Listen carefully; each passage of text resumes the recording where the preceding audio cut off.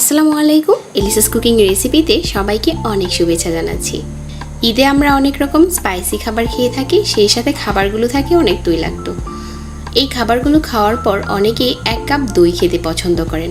আজকে চুলায় কিভাবে দুধ জাল না করেও অল্প সময়ে দই জমাতে পারবেন ওই রেসিপিটা আপনাদের সাথে শেয়ার করব। তো আজকের দই তৈরির জন্য আমি এখানে 1 কাপ নিয়ে নিচ্ছি পাউডার মিল্ক।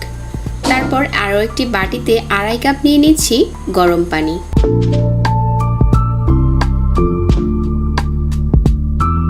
তো এই 2.5 কাপ গরম পানির মাঝে পাউডার মিল্কটা দিয়ে দিতে হবে, আর একটা হ্যান্ড উইক্স দিয়ে নেড়ে খুব ভালো করে মিশিয়ে নিতে হবে।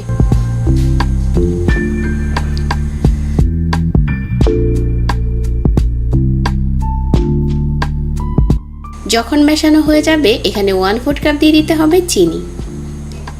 চিনিটা দেওয়ার পর একটু সময় নিয়ে নাড়তে হবে যাতে করে চিনিটা গলে যায় খুব ভালো করে। তো এই চিনিটা যতক্ষণ না মিশে যাচ্ছে ততক্ষণ ধরে নাড়তে হবে।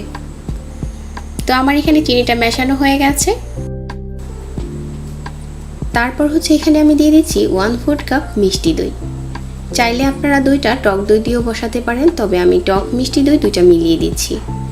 তারপর দিয়ে দিচ্ছি 1/4 চা চামচের মতো জর্দার রং, তবে এটা অপশনাল, আমি দইটাতে একটু কালার করতে চাচ্ছি এই জন্য দিচ্ছি, কেউ চাইলে এটা স্কিপ করতে পারেন। তারপর 1 চামচ দিয়ে দিচ্ছি টক দই। যদি হাতের কাছে শুধু টক দইটা থাকে তাহলে ওইটা দিয়েই দইটা জমিয়ে নিতে পারেন। তারপর সবগুলো উপকরণ একসাথে করে মেশানো হয়ে গেছে। এখন দইয়ের মিশ্রণটা অনেকটা ঘন হয়ে গেছে।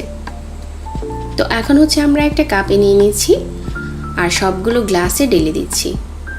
এইভাবে করে যদি আমরা দইটা বসাই তাহলে আমাদের কোনো রকম চুলায় দুধ জাল করার ঝামেলা থাকে না, আর অল্প সময়েও বানিয়ে নিতে পারি।